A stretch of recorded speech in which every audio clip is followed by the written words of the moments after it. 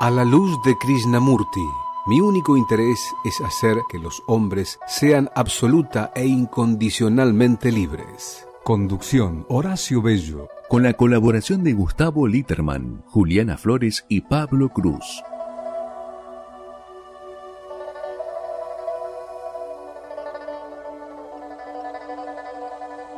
Buenas noches, amigos, amigas.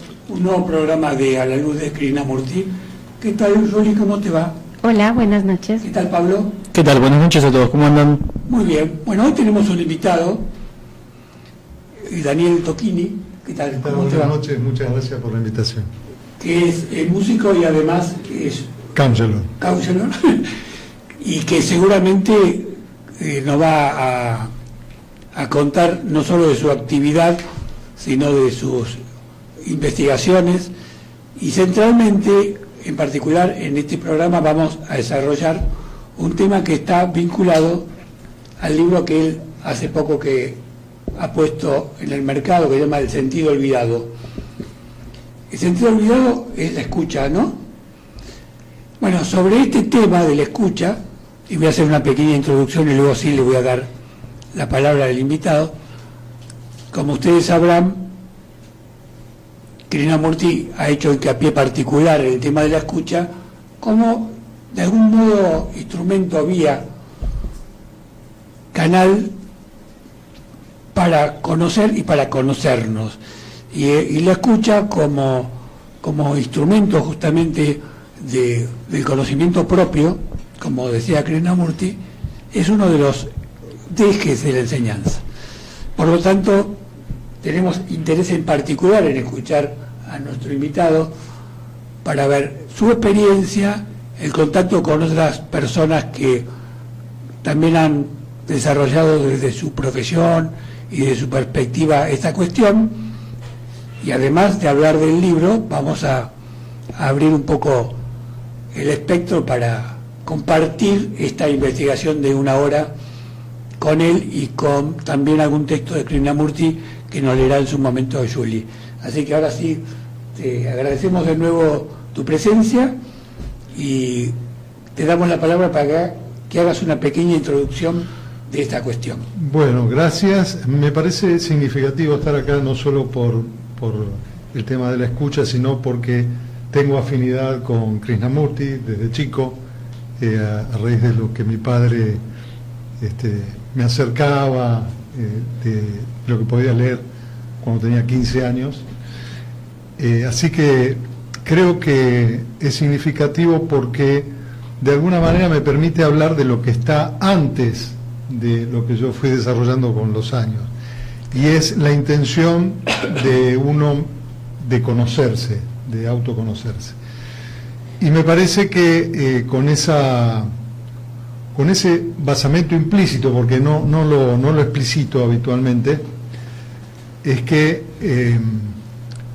encontré, primero estudiando, digamos, en un conservatorio, una carrera de canto lírico, encontré ahí la escucha estética como algo que empezó a desarrollarse, a incentivarse. Pero también me he dado cuenta que en el conservatorio no enseñaban a cómo escuchar. Es decir, se enseña, por supuesto, lo técnico de la escucha, lo que tiene que saber un músico, lo que tiene que desplegar cuando toca con otros músicos. Hay una escucha muy especializada, pero en un sentido de sensibilidad, de escucha sensible y de autoescucha incluso, eso no está en la currícula. Entonces había ahí como una especie de cada uno lo despliegue como pueda, ¿no? Que de hecho en mis charlas con músicos es así, es decir, cada uno quiere hablar de la escucha, pero no hay una metodología a la que referirse, ¿no? Eso fue en la etapa de estudiar, de formación. Y después, cuando mi intención llegó a cierto nivel, porque yo empecé a estudiar de grande y no manejo un instrumento, entonces hay cierta limitación para ser músico, a pesar que hice cosas, empecé a estudiar algo relacionado con aquello que estaba de origen, ¿no? En mi interés por la psicología, por el autoconocimiento, y empecé a estudiar una carrera que es el counseling, que en la Argentina tendrá 30 años o 30 y pico, que justamente hace su basamento en la escucha. Es decir, los counselors sabemos escuchar, que en realidad es lo único que hacemos, pues no tenemos competencias en el área de salud. Entonces, lo que hacemos es escuchar, sabemos escuchar. Y sabemos escuchar proveyendo determinadas condiciones a las personas, ¿no? De manera tal que yo me dedico hace 11 años a ser counselor, acompaño a personas que simultáneamente tienen su psiquiatra, tienen su psicólogo y me eligen a mí también para el acompañamiento. O sea, no nos superponemos, no somos competencia del mundo de la salud, pero como sabemos escuchar, eso es muy apreciado, ¿no? Eso sería la introducción, digamos, de mi formación, ¿no? Son 2 años de conservatorio, los 4 años de formación. Vos sabés que, una pequeña interrupción, cuando decías lo único que hacemos es escuchar, recordaba una anécdota que contaban de Krishnamurti en una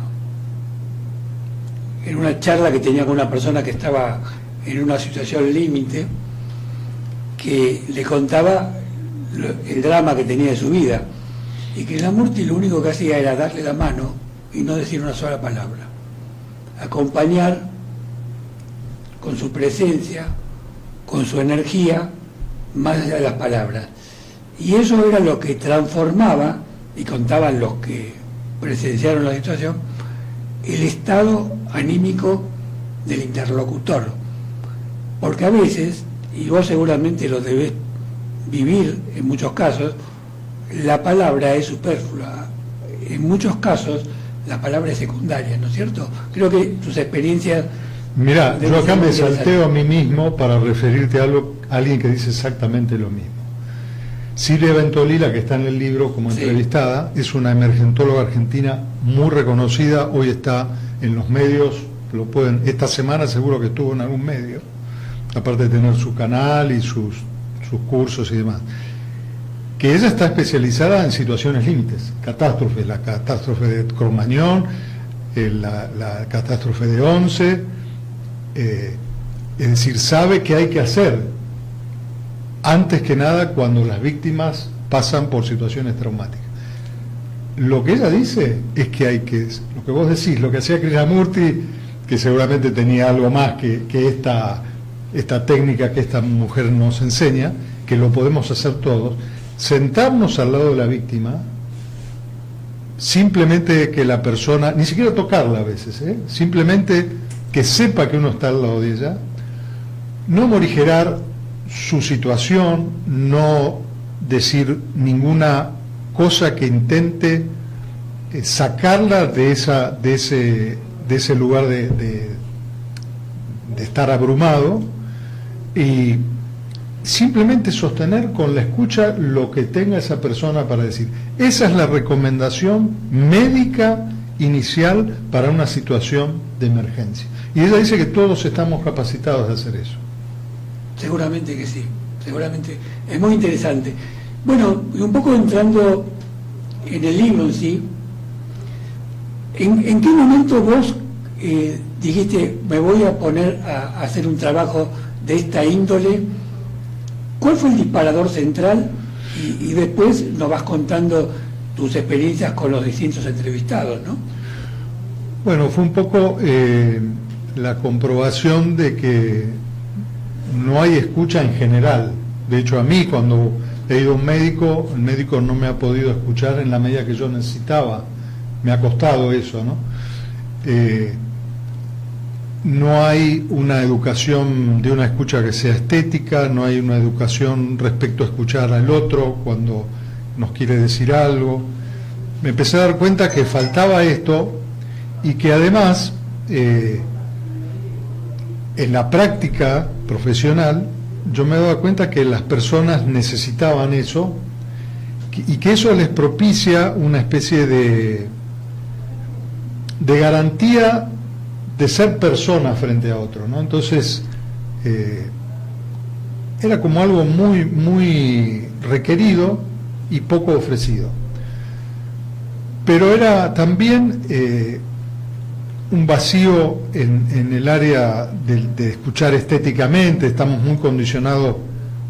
Por ejemplo, yo para escuchar música no escucho mucha música de los medios de difusión de acá, escucho música de otro país, porque ahí me garantizo una diversidad que no tengo acá, ¿no? Entonces, empecé a darme cuenta de esto, que no había una educación por escuchar, para escuchar. Entonces me pregunté, ¿cómo es cada profesión?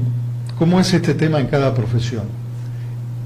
Y empecé a entrevistar personas, docentes, gente del mundo psicológico, científicos, empresarios, en fin, un abanico, 20 conversaciones que todos estaban, cuando yo les proponía, lo que me asombró fue que, claro, hablemos de la escucha, como que decían, sí, hablemos porque hace falta, ¿no? En cada profesión.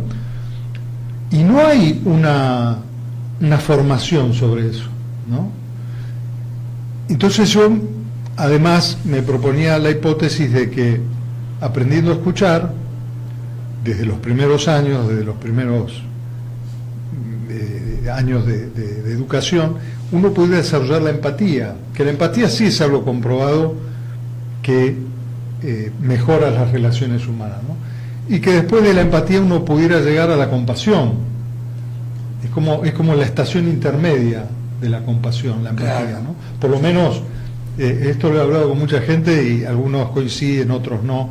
Es decir, algunos dicen que es posible ser compasivo, claro, directamente. Habría que ver qué alcance le das al término compasión vos, porque sí, cada uno por ahí lo habita de distinto lugar, sí, ¿no? Sí, claro. Pero digamos que lo más accesible es la escucha, primer paso. Claro. Después vemos si desarrollamos la empatía, porque la empatía también la desarrolla un psicópata, ¿no? Claro. Es decir, es muy hábil un psicópata en desarrollar una empatía negativa, se llama, ¿no? Una empatía cognitiva, primero, que es importante, después una empatía emocional, después vemos si podemos llegar a la compasión, y que esto se pudiera hacer una metodología, ¿no? El libro presenta esa hipótesis y la invitación final es que se investigue, que se hagan estudios, que se haga metodología para poder enseñar la escucha como primer paso, ¿no? ¿Vos no creés que, sin entrar de lleno al contenido del libro, que la escucha es un canal de ida y vuelta? Es decir, no hay posibilidad de que te escuchen si vos no te escuchás y viceversa. Es decir, cuando vos hablás conmigo, si vos no te estás prestando atención para comprenderte, no es de las palabras, sino para comprenderte en tu tono, en tu actitud, en la naturaleza de la relación que estás teniendo, es difícil que se profundice ese vínculo. En tu experiencia, ¿no crees que es fundamental que el que habla y que a la vez está escuchando tiene que a la vez escucharse? Sí, para mí es como fundamental, es decir, es más, si no me conozco a fondo no puedo escuchar, porque no voy a estar a la altura.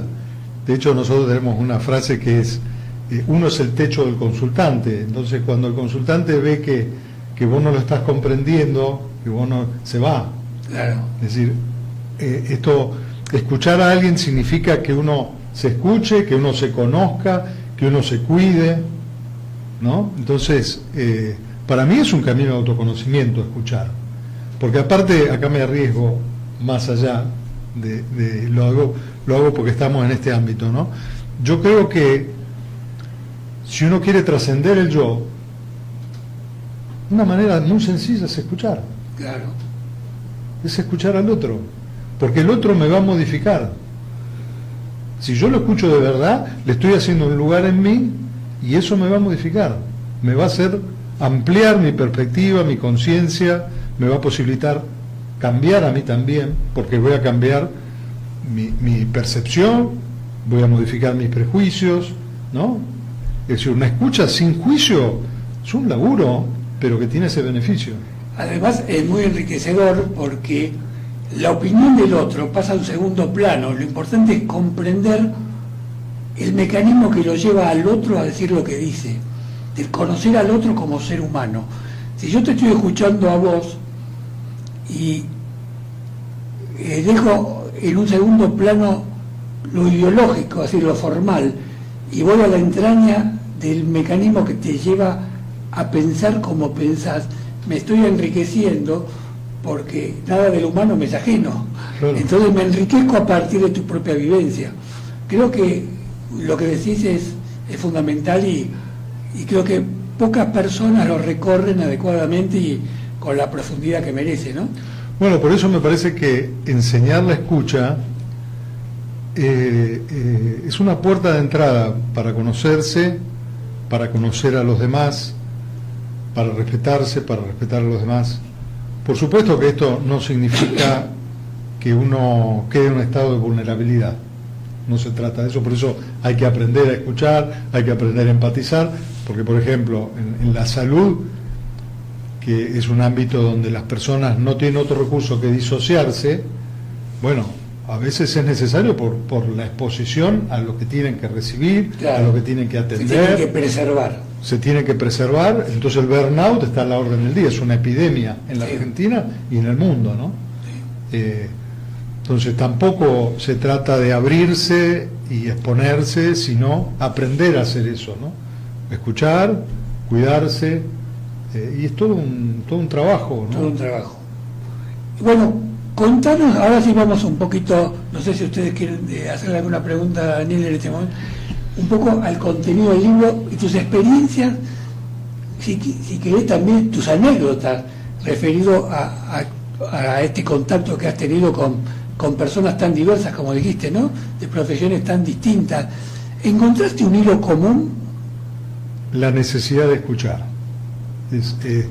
Y por ejemplo, de estos 20 entrevistados, el que sabe escuchar, el único que sabe escuchar como cabalmente es un no vidente, por ejemplo, que por tener esa restricción ha tenido que desarrollar una escucha que yo me quedé asombrado, ¿no? Porque además se llama Miguel Manríquez, vive en San Martín de los Andes y es maratonista de montaña. Ajá. Y empezó a correr cuando se quedó ciego y desarrolló toda una técnica para poder correr. Por supuesto que va con un compañero que lo guía, ¿no? Que es un amigo.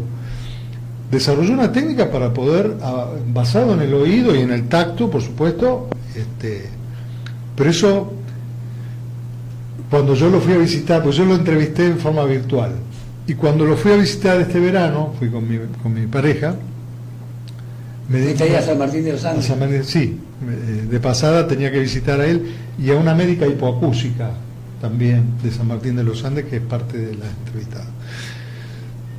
Me di cuenta que era una de las personas más empáticas que conocía, y eso confirmaba mi hipótesis de que escuchando esta persona era más empática, estaba más atenta a nosotros que nosotros a él.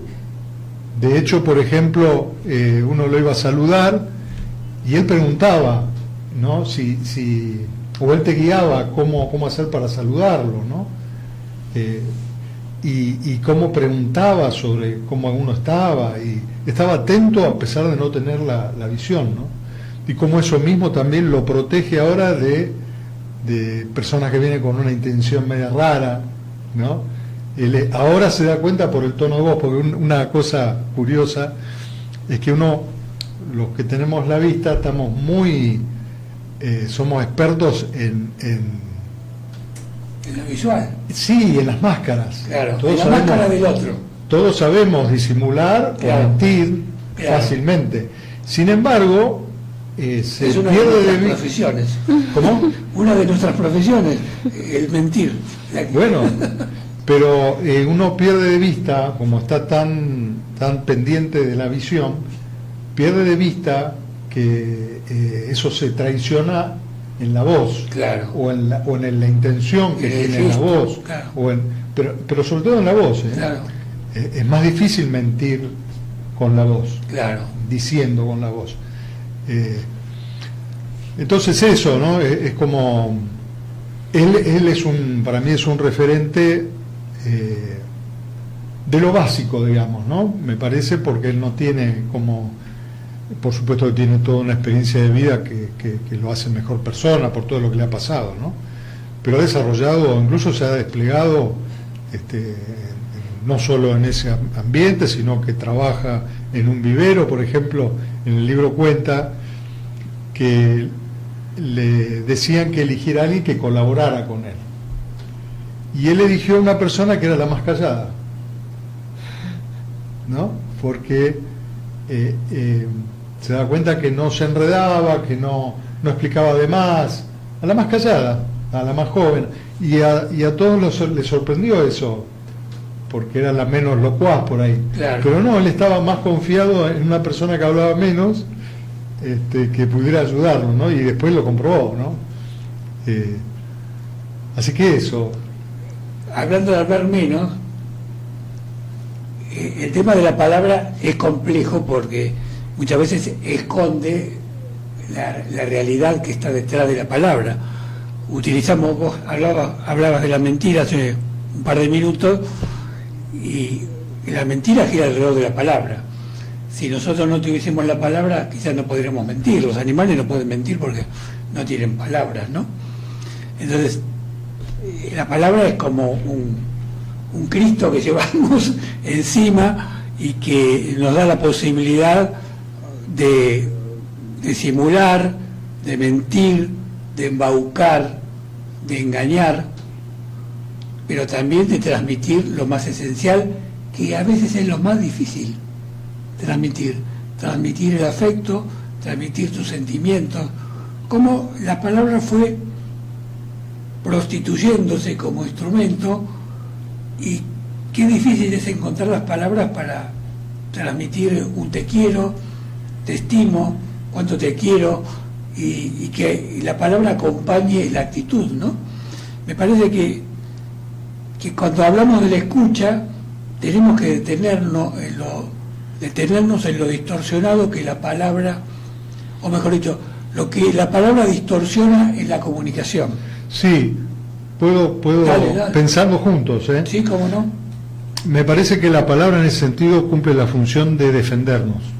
Entonces, a veces mentimos para no mostrarnos, porque no está garantizado quién nos está escuchando, ¿no? Entonces, me parece que en los trabajos del terapeuta o de los counselors, eso es lo que trata de allanarse, es decir, de que uno pueda confiar en quien está escuchando, no nos está juzgando, ¿no? En el sentido del counseling es como una premisa, y por eso es valorado. Entonces, cuando la persona comprende de que está en un ambiente seguro, que no hace falta que mienta o que sea ambiguo o que tenga que hacer un relato que esté lejos de él, va abriéndose en la palabra, va desarrollando esa confianza, y ya no tiene que la palabra servir para defendernos. Y cuando pasa eso, a mí me asombra en mi trabajo comprobar que lo que la persona va diciendo, en lo que va diciendo está su solución. Si yo escucho bien y yo le devuelvo lo que dice, está la solución de lo que le pasa. A ese punto. A ver, ¿por qué no lo desarrollas un poquito más esto para Sí. que el que escucha y el que nos ve se acerca un poco a la médula de esto? Bien, está bien que me lo pidas, porque yo lo tengo como una comprobación que se volvió como una cosa abstracta, ¿no? Lo digo como es para mí. Yo, cuando escucho a la persona que me plantea algo en lo que necesita ser acompañado, al pasar dice cosas que son parte de la solución y que él todavía no puede validarlas. Tendría que darte un ejemplo que ahora no tengo, y aparte hay confidencialidad en nuestra profesión, ¿no? Pero te aseguro que la persona va nombrando aquello que puede representar una valoración personal que es su salida. Va dando los indicios, digamos, para Sí. que vos los rescates esos indicios y puedas construir una respuesta, Él, que pueda construir él la respuesta. yo lo que hago es devolverle lo que Devolverle. escucho. Claro. Por eso es muy importante escuchar sin juicio y devolverle, espejarle lo que escucho, porque ahí la persona encuentra porque acá hay un tema de la neurociencia que lo leí en un libro de Mariano Sigman, Sí. que me parece que viene al caso, porque por el énfasis que pones en la palabra. Él dice que lo que han descubierto ahora, que hablar completa el pensamiento, es una función del pensamiento. Es decir, uno cuando piensa a solas es una parte del pensamiento, pero cuando uno tiene a alguien con quien hablar, se completa la comprensión propia de lo que está pensando. Entonces, por eso es importante hablar con un otro, y por eso reivindican el trabajo que hacían los filósofos en la antigüedad. No eran personas que estaban encerradas, no sé, en esos recintos, uno piensa, ¿no? Estaban filosofando, pensando, no. Eran tipos que iban a hablar de filosofía con otros, hacían filosofía Pero también, junto con otros. también tiene la contracara eso, que es que uno cuando habla también distorsiona el pensamiento. Es decir, así como se completa, cuando uno está lúcido y puede completar, como vos bien decís y comparto, su pensamiento, cuando esa lucidez no está presente, uno puede distorsionar el pensamiento con la utilización de la palabra, porque desde mi perspectiva, quería ver si lo compartías vos, la palabra muchas veces es algo que se dispara desde mi condicionamiento anterior. Yo estoy en el presente contándote lo que me pasó con mi tía, pero la palabra que utilizo tiene que ver con el concepto de tía que tengo desde mi historia. Con tus contenidos. Claro. Entonces, cuando yo te hablo de mi tía, no es lo mismo que cuando pienso en mi tía, porque la palabra se va estructurando a partir de un disparador inconsciente. Y por eso, por un lado la palabra es tan importante y por otro lado es tan peligrosa, ¿no? Claro.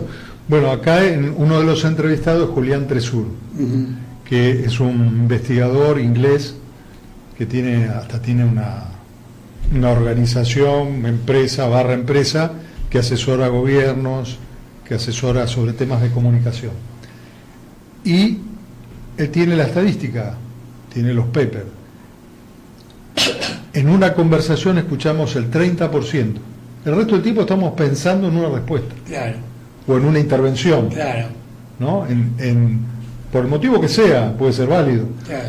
Pero no escuchamos. Es decir, esto se solucionaría escuchando, es decir, dándote a vos toda mi presencia en la escucha y luego yo pensar sobre lo que vos decís. Claro. Y no anticiparme. Hay como es más, hay una valoración de la racionalidad, de la capacidad de argumentar, como si eso garantizara la comunicación, y no es así. Exactamente. Bueno, vamos a acompañarnos ahora con la palabra de Krishnamurti, Buenísimo. que nos dé un poco de luz. Y creo que son dos textos. Podemos leer el primero Te iba a preguntar. y después podemos ver el otro. Así que Sebastián, vamos a empezar con el texto que nos va a leer Juliana en estos momentos. Así que cuando estés dispuesta empezamos. Gracias. Esto es de El estado creativo de la mente. Si escuchas en realidad, cosa que es enteramente diferente a seguir la autoridad o buscar poder, entonces estás escuchando para descubrir lo que es verdadero y lo que es falso. Y ese descubrimiento no depende de la opinión, del conocimiento. Ahora bien, ¿cómo descubres qué es falso y qué es verdadero si estás escuchando? Desde luego, una mente que solo arguye consigo misma o con una persona que expone ciertas cosas no está descubriendo lo que es verdadero o falso. Si uno está escuchando en absoluto, cuando ese escuchar solo provoca una reacción según su conocimiento, la experiencia, la opinión, la educación, que constituyen su propio condicionamiento.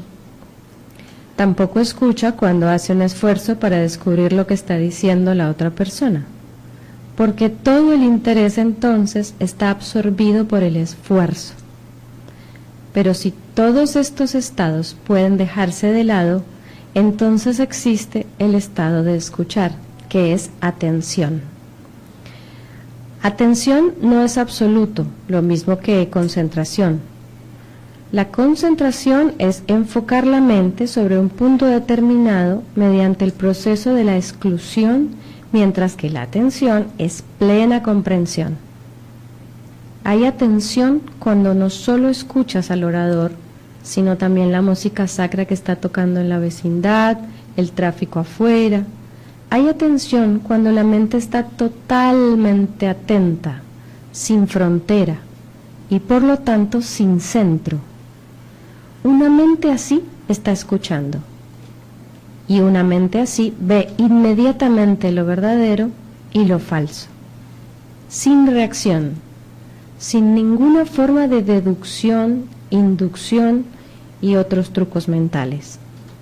Está de hecho escuchando, y por lo tanto en ese mismo acto de escuchar hay una revolución, una transformación fundamental. No sé si alguna vez has escuchado efectivamente algo. Trata de escuchar ese arroyo que corre por allí, sin darle un nombre, sin atribuirle un significado, sin dejar que ello se interponga a tu atención. Simplemente escúchalo. Solo puedes escuchar cuando no hay ningún motivo que te haga escuchar. Si tienes un motivo, entonces el motivo es lo importante, no el acto de escuchar. Escuchas para lograr o alcanzar algo, para llegar a alguna parte, de modo que tu atención está dividida, por lo tanto no estás escuchando. Bueno, muchas gracias.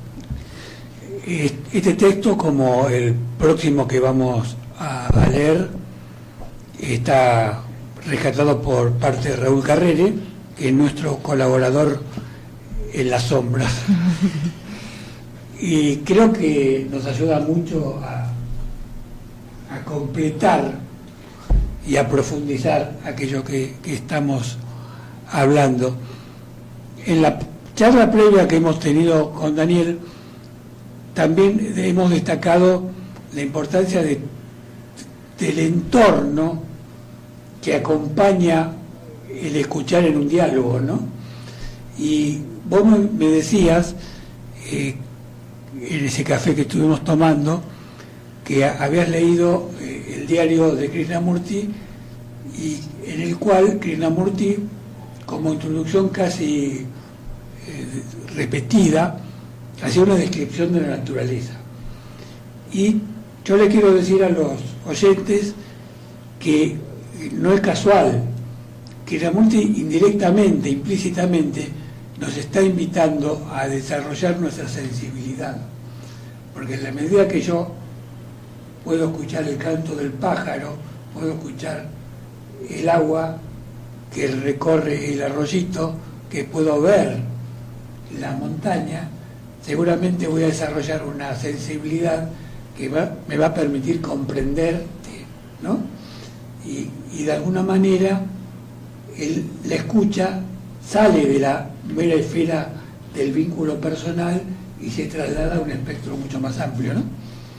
Yo percibo otra cosa en este texto que lo enlazo con lo que contabas hace un rato de la persona no vidente, y es que a él esta interferencia que genera lo visual le permite pasar a ese estado de atención, me parece a mí, con más facilidad, porque ya no está pendiente de un foco puntual, sino que está entregado con todo su ser a percibir, a lo que Krishnamurti le llama atención.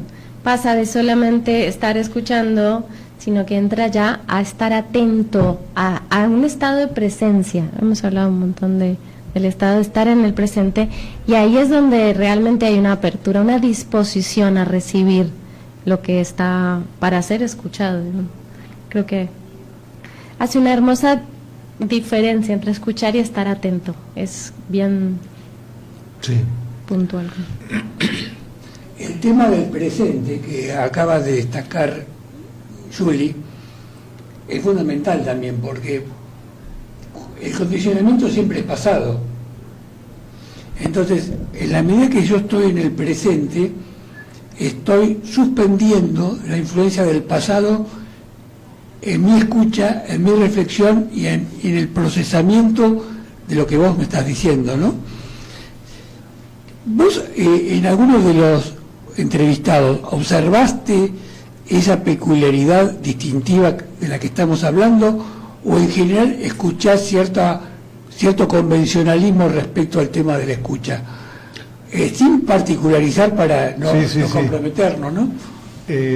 No entiendo bien la pregunta, si me la puedes reformular. Cuando vos tuviste las entrevistas, dejando de lado este caso particular, viste que la mayoría de las personas que estaban interesados en hablar de la escucha, querían hablar de la escucha desde esta raíz de la que estuvimos hablando nosotros, o viste más presencia de la escucha convencional. Como algo técnico. Claro, exacto. No, yo creo que eso es lo que me asombró, que estaban disponibles automáticamente a la proposición, pero no desde un lugar técnico. Ellos son todos, estas 20 personas son referentes en lo que hacen. No necesitan escuchar técnicamente más. Claro. Lo que están dándose cuenta es que no se está hablando del trasfondo que tiene escuchar, que es ser persona, claro, que es conocerse, que es tener más sensibilidad, que es desarrollar una presencia en cada una de sus profesiones, ¿no? Esa es la necesidad. No necesitan ellos aprender más de la escucha. Claro. No sé, en el panel donde se presentó había un músico que es un referente, un médico cardiólogo que fue presidente de la Asociación Argentina de Cardiología, una artista, Silvia Ventolila, que ya la nombré. Es decir, todas personas que no necesitan incrementar su performance. Van por la calidad humana. Por eso se plegaron también me atribuyo el mérito de darme cuenta a quien yo le pedí, claro, ¿no? Es decir, por supuesto, veía una calidad, claro, de persona, ¿no? Y bueno, el gran debate es si esto es educable o no. Yo de alguna manera educable quiere decir masificar. Claro, no masificar porque suena fea la palabra, sí, bueno, sino hacer una metodología, hacer un abordaje. Generalizarlo. Claro, se pueda transmitir. Claro, que se pueda transmitir, que sea una invitación. Todos coinciden que esto tendría que ser transversal a cualquier formación y que tiene que arrancar en la infancia. Eso están todos de acuerdo. Que eso vaya a desarrollar empatía está por verse, que esto vaya a desarrollar una mayor compasión está por verse. Yo creo que es inevitable, esa es mi hipótesis. Que digamos, si uno puede escuchar verdaderamente, te va a convertir eso a la larga en mejor persona. No sé qué significaría ser mejor persona, pero por lo menos tendría una relación distinta con uno mismo, de congruencia, de valoración de la experiencia humana, ¿no? Podemos señalar lo opuesto, que es lo que ocurre cuando no nos escuchamos, claro, y lo disfuncional que se vuelve todo, claro, y el sinsentido que empieza a habitar las cosas cotidianas en donde antes no lo había. Es decir, cómo la no escucha, no hablemos de la escucha, hablemos solo de la no escucha, como la no escucha, que es lo que todos conocemos,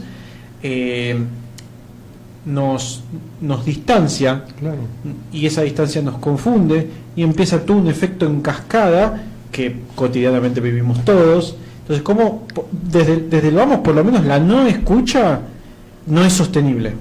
No, y tenés la expresión máxima en este momento, ahora mismo.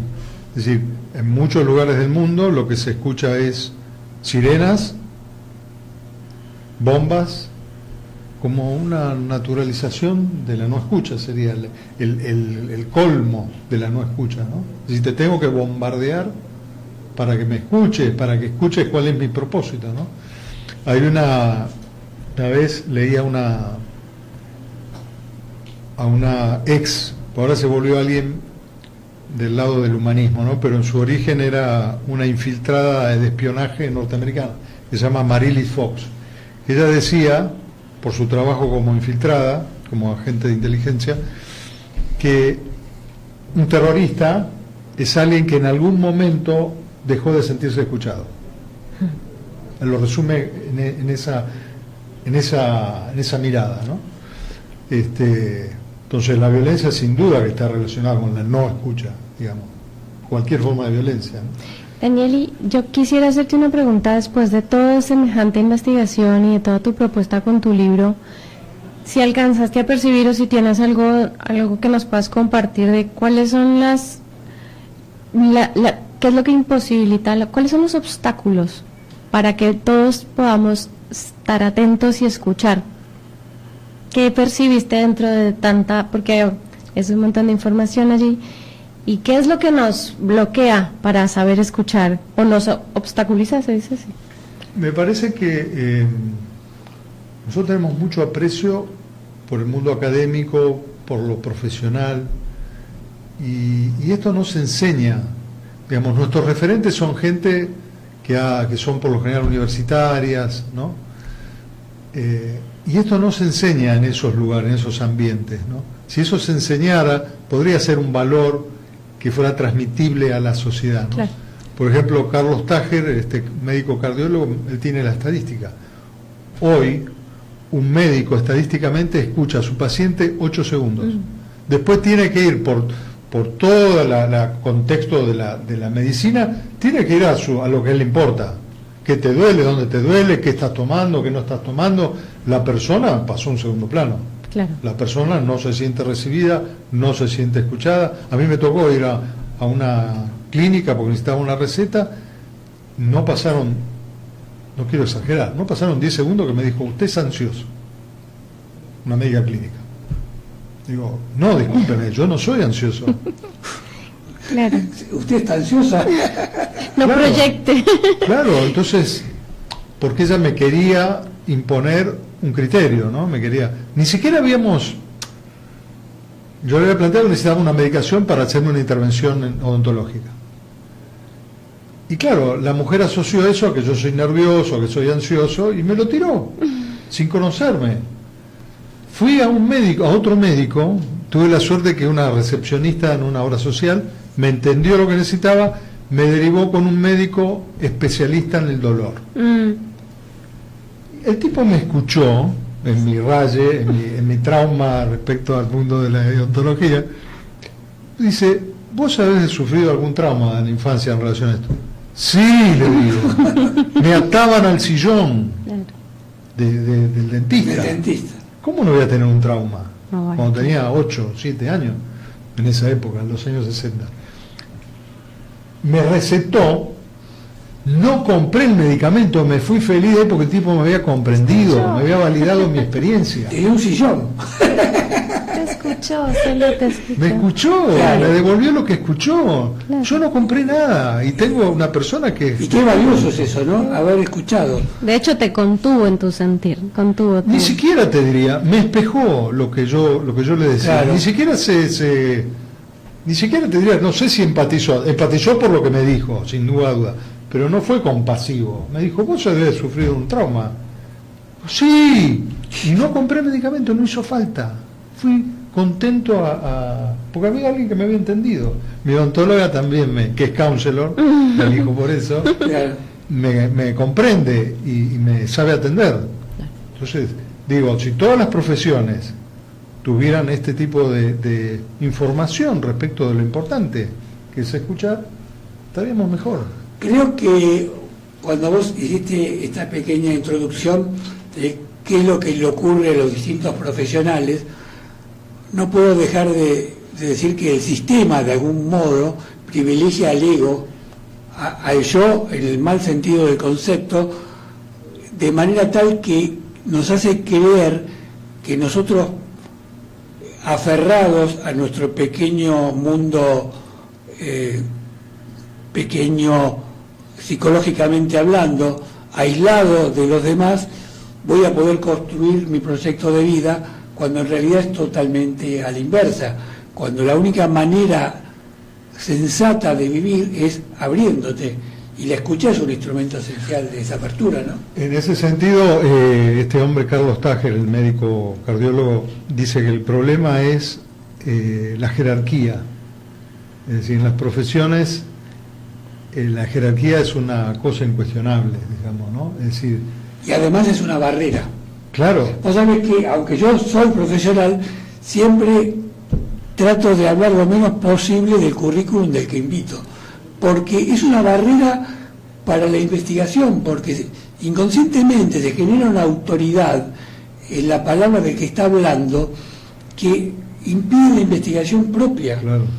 Y es el desafío. Cuando me invitan a una charla, lo primero que hago es invitar a los que están concurriendo a que ellos participen y que sean activos, porque si no, es una mera conferencia en la que se transmiten conocimientos técnicos que pueden ser útiles, tienen su importancia, pero no es lo esencial de la escucha, me parece, ¿no?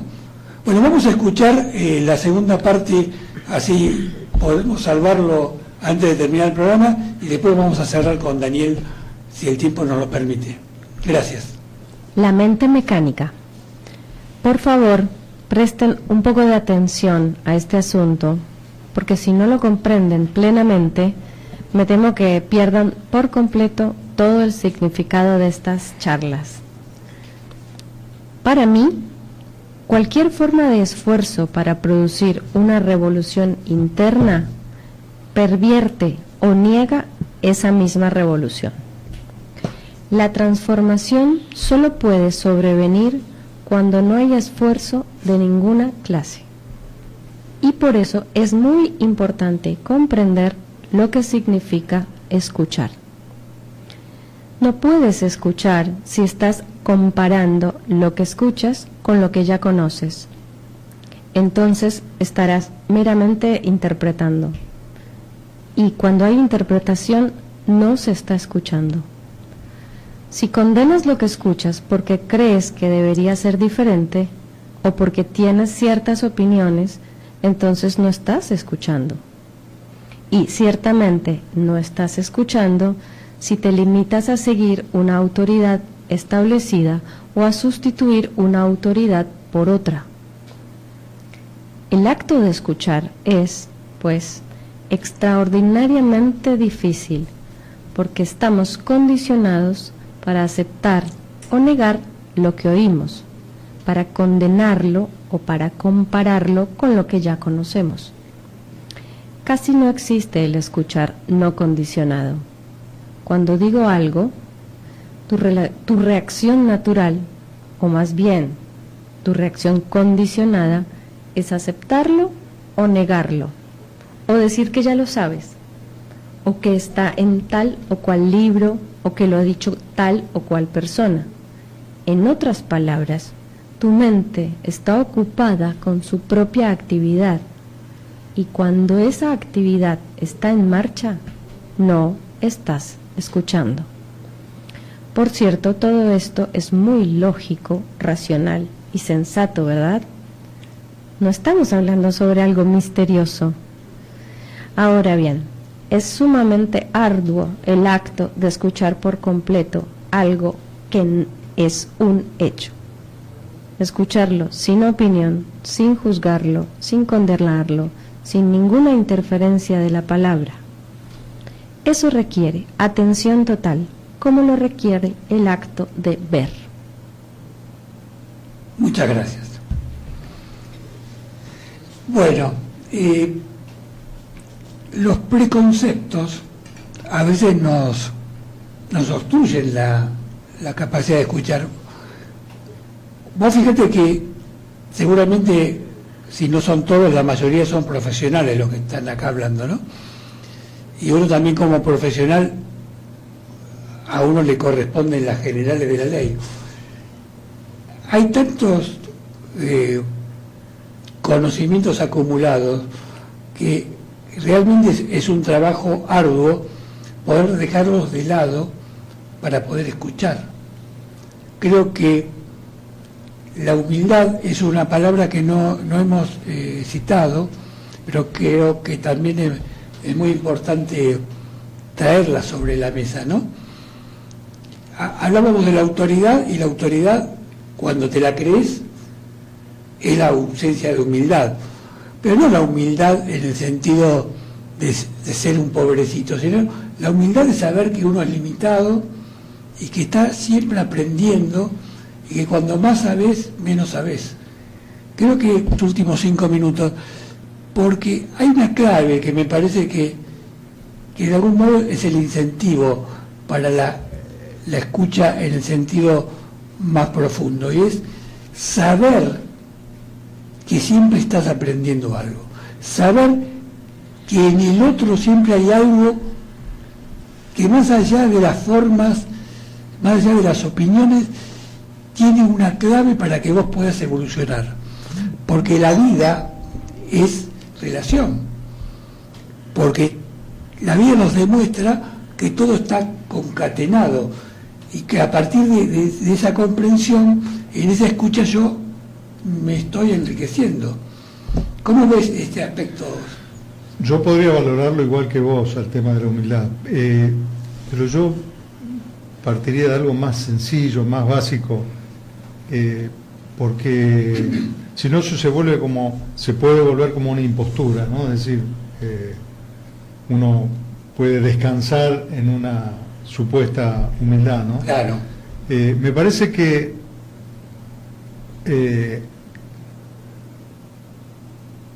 que tenemos garantías de arribar a algo que después se podrá llamar humildad, si uno escucha, digamos. Claro, por supuesto. Se podrá arribar a la idea que eso es humildad, que eso es conocimiento, que eso es aprendizaje, que eso es ampliar las perspectivas, ¿no?